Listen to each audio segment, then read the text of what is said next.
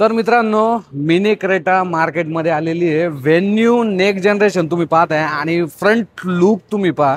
म्हणजे सिरियसली मी तुम्हाला सांगतो की बाकीच्या ज्या कार कंपनीज ना त्यांनी हुंदाईकडून थोडं शिकावं की material quality, fit and finish level कशा द्यायच्या.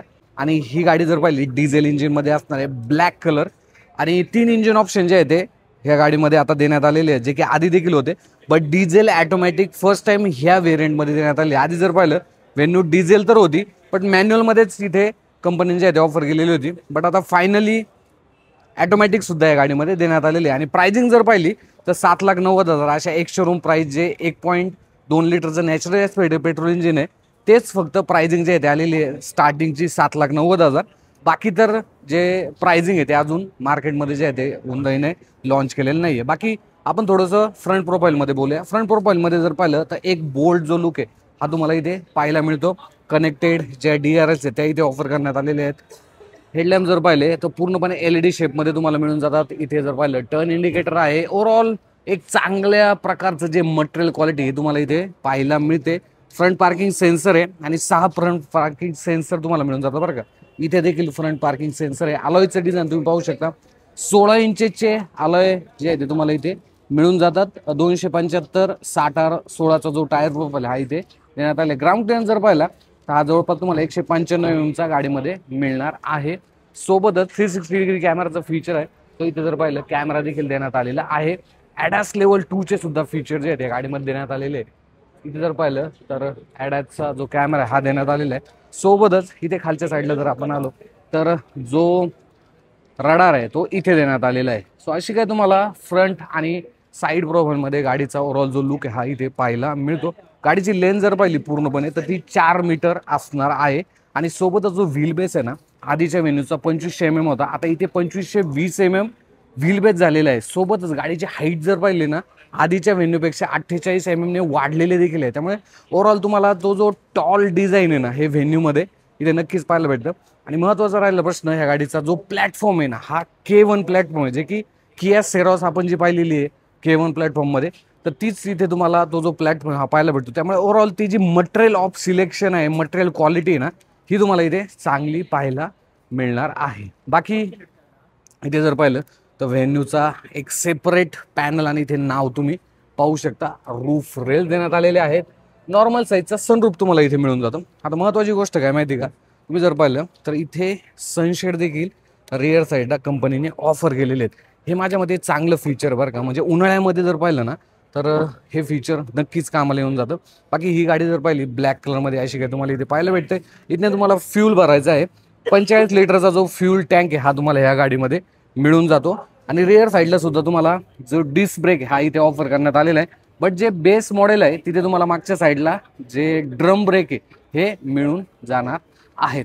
बाकी तर रिअर प्रोफाईलमध्ये आपण थोडंसं येऊया. रिअर प्रोफाईलमध्ये गाडीचा लुक पाहिला असं काय ओव्हरऑल जो लुक आहे हा तुम्हाला या गाडीचा पाहायला मिळतो. अगेन मागच्या साईडला तुम्ही जर पाहिलं तर इथे देखील सेन्सर आहे, इथे देखील सेन्सर आहे. म्हणजे 4 त्या साईडचा एक, त्या साईडचा एक, म्हणजे 6 रिव्हर्स पार्किंग सेन्सर तुम्हाला मिळून जातात. कनेक्टेड ज्या DRLs आहेत, जे लॅम्प आहेत हे तुम्हाला इथे ऑफर करण्यात आलेले आहेत. रिव्हर्स कॅमेरा तुम्ही इथे पाहू शकता. फ्रंट साईडला सुद्धा कॅमेरा देण्यात आलेला आहे. 360 डिग्री कॅमेराचं फीचर आहे. Defogger, wiper, shark fin antenna. आणि आधीची जी व्हेन्यू आहे ना तिच्यापेक्षा तुम्हाला जो बूट स्पेस आहे या गाडीमध्ये चांगला मिळणार आहे. जवळपास 375 लिटरचा जो बूट स्पेस आहे हा तुम्हाला मिळून जातो. पार्शल ट्रे आहे.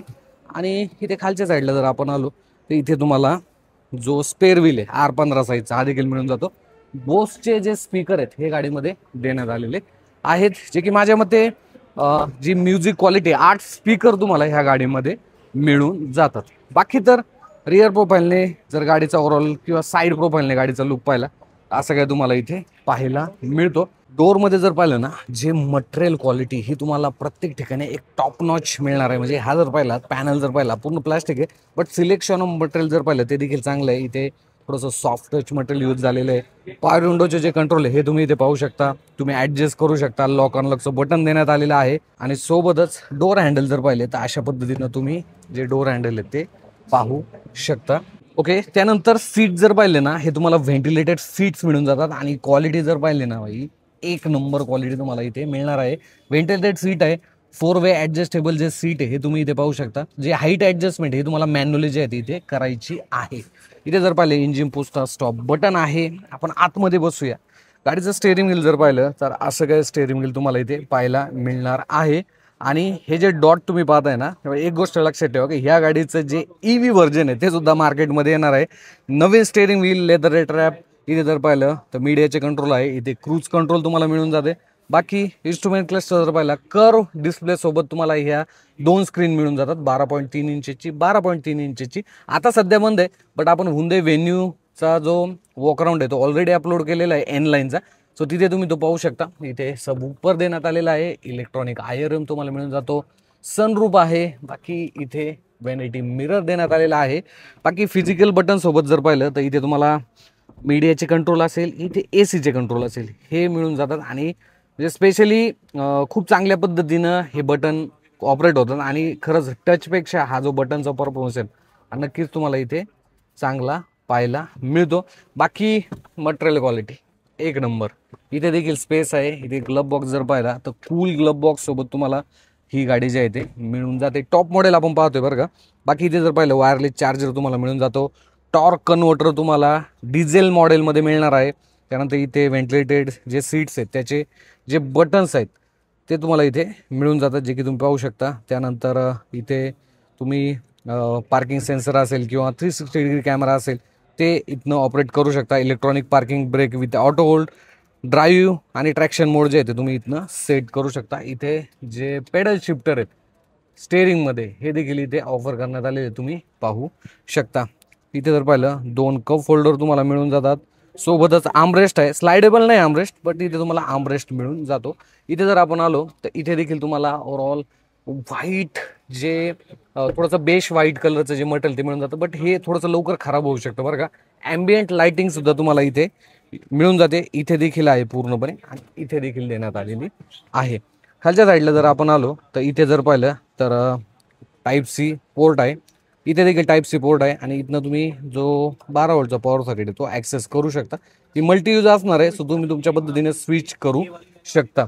गाडीमध्ये जर पाहिलं फर्स्ट टाइम व्हेन्यूमध्ये टॉर्क कन्व्हर्टर देण्यात आलेला आहे, जो की डिझेल इंजिनमध्ये जर पाहिलं तर आपण फर्स्ट टाइम पाहतोय.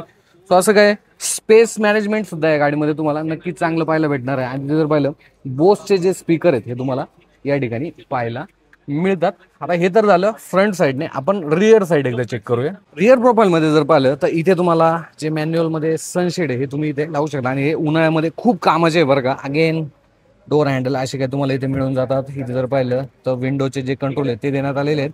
बट एक गोष्ट ही गाडी मिस करते, जसं की लॉक अनलॉक तुम्हाला जर डोअर करायचे असतील तर इथे कुठलाही जो स्विच आहे तो डोर हँडलमध्ये सुद्धा नाही किंवा इथे देखील देण्यात आलेला नाही. माझ्या मते तो डोअरमध्ये असायला पाहिजे होता. बाकी तर इथे जर आपण आलो तर AC वेंट तुम्हाला मिळून जातात. टाईप-C 2 पोर्ट आहे. मोबाईल ठेवण्यासाठी जागा आहे. आर्मरेस्ट जर पाहिला तर असं काही तुम्हाला इथे मिळून जातो. आणि हे जे सीट आहे ना हे तुम्ही 2 स्टेपमध्ये रिक्लाइन देखील करू शकता. तुम्ही जर पाहिलं समजा अशा पद्धतीने आपण ठेवलेले आणि समजा अजून आपल्याला रिक्लाइन करायचं, सो असं देखील तुम्ही रिक्लाइन करू शकता. खालचा जर फ्लोअर पाहिला हा देखील थोडासा वर आलेला आहे. सो 3 व्यक्ती थोडंसं ॲडजस्टमेंट करून किंवा 2 ॲडल्ट असतील आणि एक छोटा मुलगा बसला तो व्यवस्थित पद्धतीनं तुम्ही ट्रॅव्हल देखील करू शकता. आता जर पाहिलं बूट स्पेस अमित द्विवेदी सरांनी पूर्णपणे फाडलेला आहे. तर तुम्ही पाहू शकता पूर्णपणे स्पेस इथे होऊन जातो. सो थोडंसं स्पेस जास्त आहे सामान, तर मग तुम्ही अशा पद्धतीनं सीट देखील फोल्ड करू शकता. तर मित्रांनो आता Hyundai Venue तुम्ही माझ्या मागे पाहताय हे रेग्युलर मॉडेल असणार आहे. तुम्ही N लाईनचा जो व्हिडिओ हा देखील पाहिला असेल. तर कंपनीने जर पाहिलं स्टार्टिंग प्राईजमध्ये जर पाहिलं तर 7,90,000 जे बेस मॉडेल ते लॉन्च केलेलं आहे. 3 इंजिन ऑप्शन आहे, 2 पेट्रोल 1 डिझेल. एक गोष्ट चांगली डिझेलमध्ये ॲटोमॅटिक देखील दिलेलं आहे. आणि जो K1 प्लॅटफॉर्म यूज केलेला आहे Kia Ceroza त्याच्यामुळे ही गाडी चांगली प्रीमियम झालेली आहे. मटेरियल क्वालिटी तुम्हाला या गाडीमध्ये चांगली भेटते. बट 2 गोष्टी आहेत, म्हणजे ओव्हरऑल प्राइसिंग त्यांनी चांगली ठेवायला पाहिजे, कारण की अजून पूर्ण प्राइसिंग आलेली नाही आहे. एक गोष्ट निगेटिव्ह मला असं वाटली की गाडीमध्ये जर पाहिलं तर डोअरमध्ये कुठलेही डोअरसाठी डेडिकेटेड लॉक अनलॉकचा जो स्विच आहे तो देण्यात आलेला नाही आहे. हा हँडल तर आहे, हँडल थ्रू तुम्ही ओपन करू शकता. बट ज्यावेळेस लॉक करायची वेळ येते त्यावेळेस कुठलाही तिथे नॉब असेल किंवा स्विच असेल तो दिलेला नाही आहे. प्लस आता या सेगमेंटमध्ये जर पाहिलं तर नेक्सॉन असेल, ब्रेझा असेल, ह्या गाड्या चांगल्या सेल करत आहे का, तर त्या गाड्यामध्ये CNG फ्यूल ऑप्शन दिलं जातं. Hyundaiमध्ये जर पाहिलं व्हेन्यूमध्ये, तर कुठलाही अजून CNG फ्यूल ऑप्शन जो आहे तो रेट्रो फिटमेंटचा सुद्धा काही कंपनीने अजून क्लिअर केलं नाही. या पुढच्या 1-2 महिन्यामध्ये ते अनाऊन्स करू शकतात, बट फॅक्टरी फिटेड येईल असं मला वाटत नाही. सो अशा काय गोष्टी आहेत. बाकी जर तुम्ही व्हिडिओच्या माध्यमातून पूर्णपणे डिटेल जी माहिती आहे ती पाहिलेली आहे. तुम्हाला अजून देखील काही माहिती पाहिजे असेल तर कमेंट बॉक्समध्ये विचारा. भेटूया पुढच्या एका नवीन व्हिडिओमध्ये. धन्यवाद.